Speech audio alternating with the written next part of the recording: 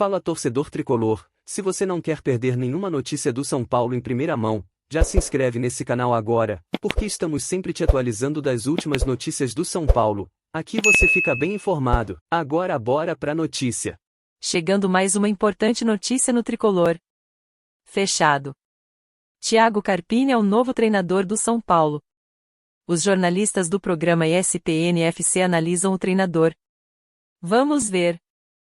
Antigo time do Dorival que teve que se virar, né? O São Paulo teve que correr atrás de um treinador e o nome é Thiago Carpini. O São Paulo ainda não confirmou oficialmente, mas o Juventude já divulgou a saída do treinador que disputaria a Série A no Campeonato Brasileiro esse ano. Eu não resisto. Thiago Carpini tem 13 letras. Pô, vai estar demais o programa Você hoje. é bom de contar letra, hein? Mas Cara, olha você lá, tá escrevendo e contando rapidinho. olha lá, pô, é brincadeira isso. Não, não brinca com esse negócio de matemática, porque ele faz tudo rapidinho. É que ele tá brincando do Dorival, é o Thiago.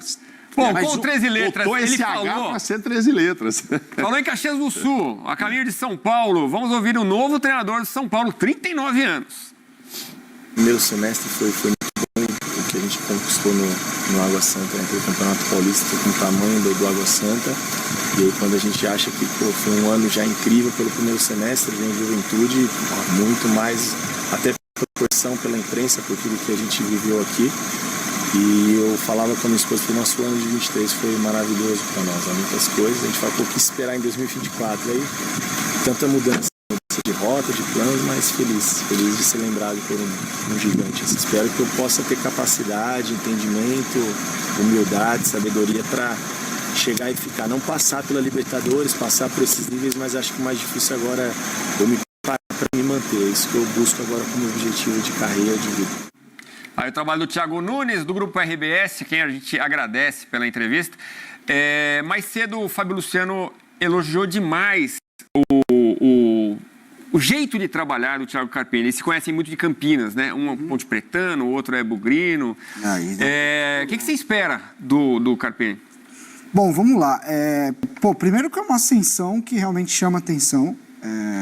E os times dele, os que a gente pôde ver, que foi o Água Santa e o Juventude, importante na carreira dele.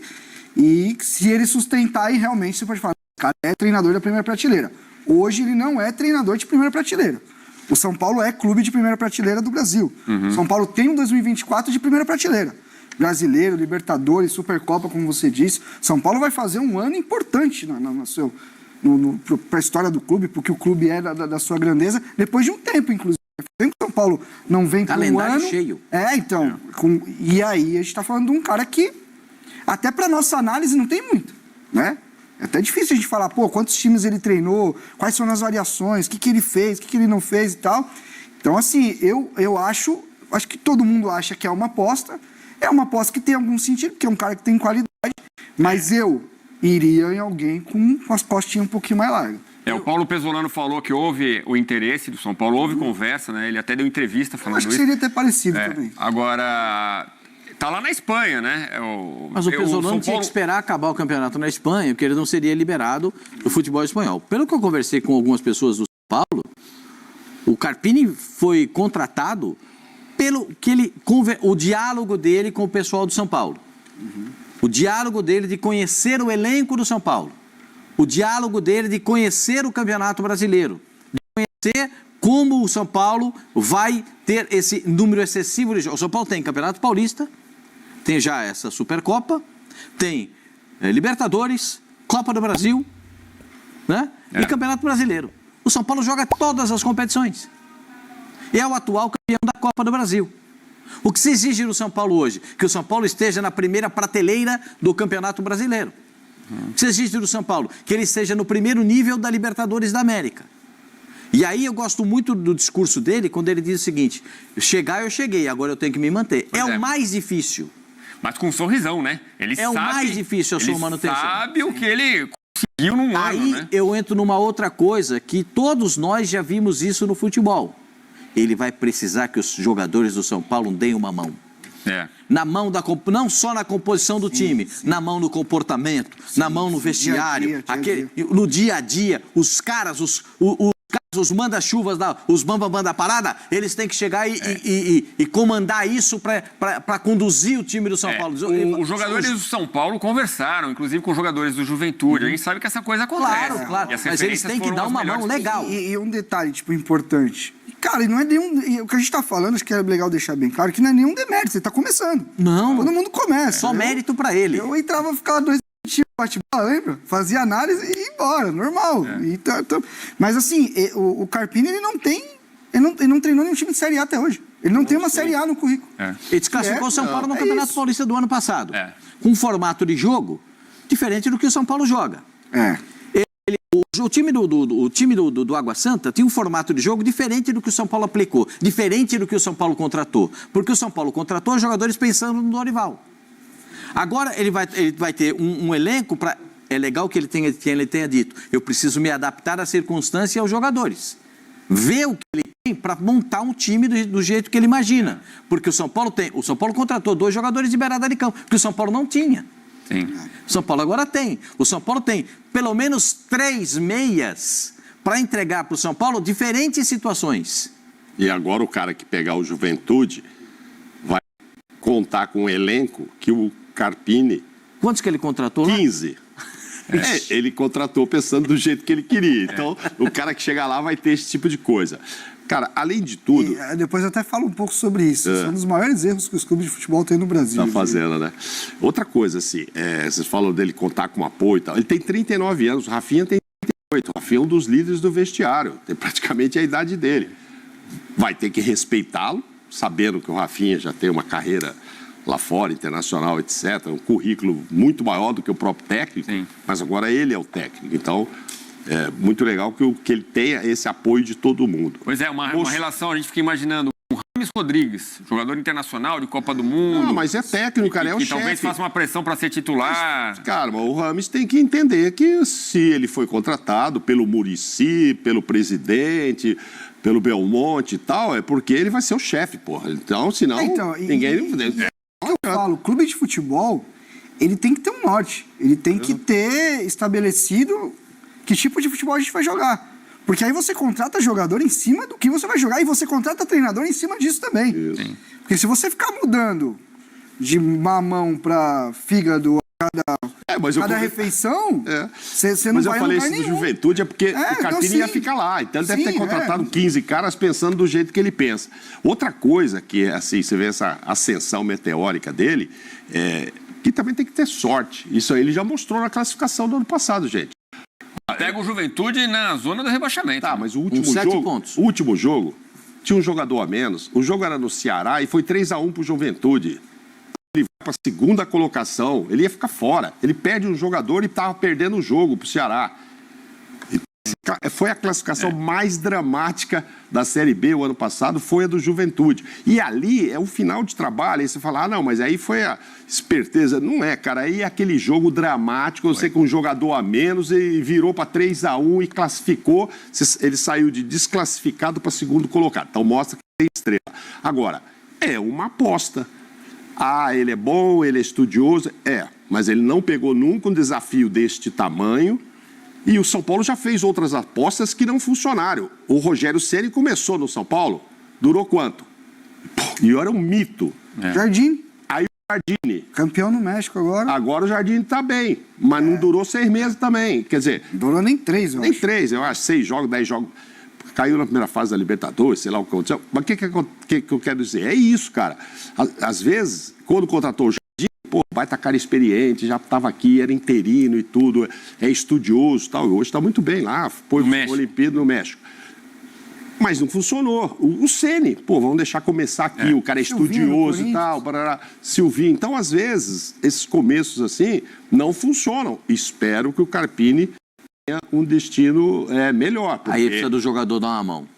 Mas será que não deram pro Rogério na época? Será que era questão de gestão? Precisa. Pro Jardine também não deram, pro Silvinho não deram, pra ninguém que começa não deram. Assim, o Barbieri foi pegar logo o Flamengo. O Fernando no Corinthians, os caras caras amavam ele, mas... O Fernando Lázaro. Vem cá, Então, agora, assim, falando de idade, vamos torcer pra ele dar certo, mas O Pesolano também tinha um ano a mais que ele, né? Vamos ouvir o técnico, o ex-técnico do Cruzeiro, hoje no Valladolid. É uma aposta. O Pesolano tá na briga para voltar com o Valladolid para a primeira divisão do Campeonato Espanhol.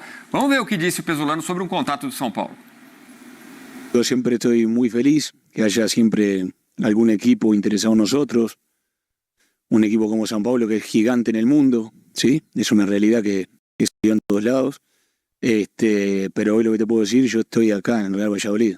Siempre hay oferta como tiene cualquier jugador, y lo único que estoy pensando ya es el próximo partido acá. Yo estoy comprometido con este proyecto, sé lo que quiero, sé lo que quiere este club, y nada, más que eso.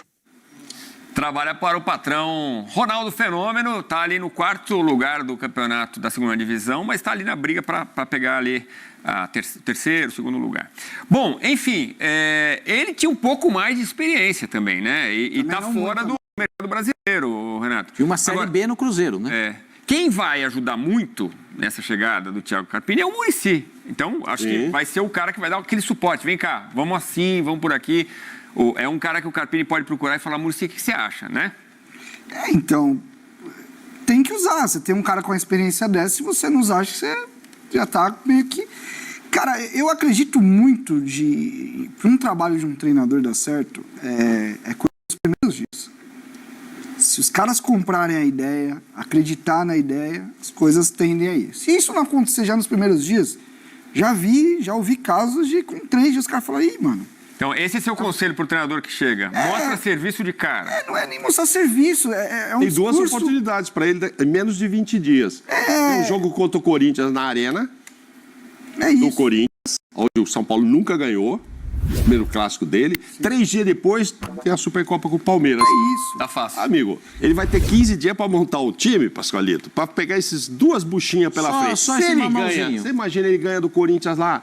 Pô, tá vendo? O cara é bom mesmo e tal. Nunca ganhou isso. Já muda o astral. Isso. Se ganhar do Abel, ganhar a Supercopa. Se perder os 2, já fica aquele negócio. Assim, e se perder os dois? Pensando em começo de trabalho... Não é nada estranho. Não é nada estranho. Aí já vai começar aquele papo que a gente tem, estagiário. Colocar estagiário, que é sempre o papo para quem está começando. Então, assim... Tem que ter sorte também. Mas, Renato, você falou uma coisa que eu também entendo, o impacto dele com o vestiário no primeiro contato. Nos primeiros treinos. Sim, o impacto dos primeiros contatos, tanto no vestiário quanto nos treinos. Isso o jogador... O Renato, eu trabalhei nisso, sei como é que funciona. O cara, ele é do ramo. Esse cara aqui, entendeu? Mano. Não vai dar. Sabe quando o cara fala não vai dar, não tem artista que faça o jogador acreditar. Não tem. Por isso que eu não falo em tempo que um treinador tem que ter para ver se é bom ou ruim. Você tem que estar ali. Tem que sentir. Porque, é o que o Pascoal falou. Tem cara que você chega e fala, pô, faz sentido, você vê o treinador. Você pega um São Paulo, tem Lucas, tem Caleri, tem jogadores que passaram já num nível alto, que sabe o que é uma boa sessão de treinamento, como que se treina lá fora, como que se treina no futebol atual. A vida inteira, Rafinha, a vida inteira. De verdade, você chega hoje, manda um coletivo de 2 horas com o campo inteiro, os caras vão falar, meu Deus do céu, o que esse cara quer? E tem gente fazendo isso no Brasil ainda, só pra deixar claro. Em geral, parece uma boa escolha. Eu acho. Do leque que o São Paulo tinha. É mais um cara que tem tudo para fazer um sucesso danado, de uma nova geração de estudiosos, né? E a gente quer que aconteça, mas, repito, é uma aposta. Aconteceu isso com o André Jardine e não deu certo. O Rogério Ceni, mito do São Paulo, não começou certo. Então, Barbieri... dos nomes que estavam ali... Hoje é o Carpini. O Carpini estava ali. O que eu mais gostava era o Pedro Martins, que é um cara que estava aqui na Leste, que é um português. Esse cara é muito bom. Só que, a gente estava até falando sobre isso. Quantos milho que ele pediu para vir também? Eu acho que teve isso também. Tem uma questão financeira aí também, a diferença de Dorival para a comissão do Carpini. Sem contar a multa que recebeu da seleção brasileira. Mas dos nomes que eu vi vinculados, assim, além de ter ido no Vojvoda e no Caixinha, que eu acho que estava correto, tinha que ver. Você podia tomar o fora, mas tem que ir. Claro. Tem que ver qual que é. O não já tinha, né? O Pedro Martins, eu acho Caixinha, para mim, mais do que o Vojvoda, se encaixava na estrutura de time do São Paulo. Na estrutura de elenco do São Paulo. O formato de jogo do Caixinha é o formato de jogo do São Paulo. Os jogadores contemplam o que ele pensa de futebol. Eu imagino isso. Mas o Thiago Carpini só tem 1 ano de contrato, acho muito pouco. É 1 ano, pode renovar mais um automaticamente em bônus atrelados a títulos. Bônus atrelados a títulos. Você vê como é que são as coisas. coisas. Isso, né? Às vezes você faz um bom trabalho, mas você chega numa final. Ele fez um ótimo trabalho no Juventude. O último jogo que ia classificar, cara, foge um pouco ali, é do futebol. Aquela E de repente classificação ele do deu sorte, Juventude classificou valeu um ali. título, Mauro. Não, então, mas o que eu quero dizer, ali já não era o trabalho dele. O trabalho dele foi para chegar com a Juventude até aquela situação do último jogo. O jogo em si, você perde um jogador, vira aquele drama, já não é ele. Então o São Paulo chega numa final, mas não ganha. Ou será que se ele ganhar a Supercopa já vale como um título e ele já pode chegar lá, 2 anos aqui, vamos aumentar? Não sei. E mais que isso, você pega um Paulistão com Água Santa, fião, você fecha a casinha, sai rapidinho. A exigência é essa. Apresenta em novembro. É isso. Dá treino físico pros caras 2 meses, os caras virar um cavalo no Campeonato Paulista quando os caras tá começando. Aí você pega o Juventude, como disse o Pascoal, madeira. É só pau. Você fecha a casinha também. Mas vamos lembrar, ele pega na zona do rebaixamento na 8ª rodada. 7 pontos. Leva o Eu tô segundo só lugar. querendo dizer as exigências, né? Tipo, hoje o São Paulo do Dorival era um time que picava a bola e jogava. Põe a bola no chão, propõe, joga. Pô, Morumbi com 60 mil pessoas, você vai colocar seu time atrás? Você não vai colocar. Então é mais uma coisa que a gente precisa ver dele. A gente não viu ainda um time do Carpini onde ele precisa propor o jogo. E ser protagonista, ficar com a bola e tal. Então, assim, quando me perguntam o que você acha, eu não acho muita coisa, porque eu não tenho muita coisa pra ter Então, antes visto. de ir pro intervalo, rapidinho, o jogo entre Corinthians, que nunca ganhou, e o Palmeiras, que é uma decisão, são só 3 dias. Entra com o time reserva, como fez o Crespo contra o São Paulo, e já leva a bucha, ou entra com o time titular? Eu duvido de que ele entre com o time reserva, eu duvido. Tudo bucha para ele resolver. Acabou de chegar, porque o torcedor já vai falar, pô, vai levar reserva de novo contra o Corinthians? Agora é 3 dígitos também, né? Pô, mas Aí tem daqui que 3 dias eu tenho uma final, ele já vai ter que resolver isso, que eu acho que não deveria e não deverá resolver sozinho. Esse tipo de coisa tem que ser todo mundo lá. E aí, gente, daqui 3 dias tem um jogo que vale um título contra o Palmeiras. Mas os dois valem. Não, mas o outro é um jogo de Campeonato Paulista. Só tem o tabu a ser quebrado. Mas, o enfim, tamanho do jogo. Acho que para quem está chegando que nem ele, não deve ser uma decisão dele. Casca tem que de ser banana. todo mundo. É casca de banana danada. Vai ser interessante e a gente vai acompanhar aqui nos canais ESPN. A qualquer momento voltamos com mais notícias do São Paulo. Salve, salve tricolor!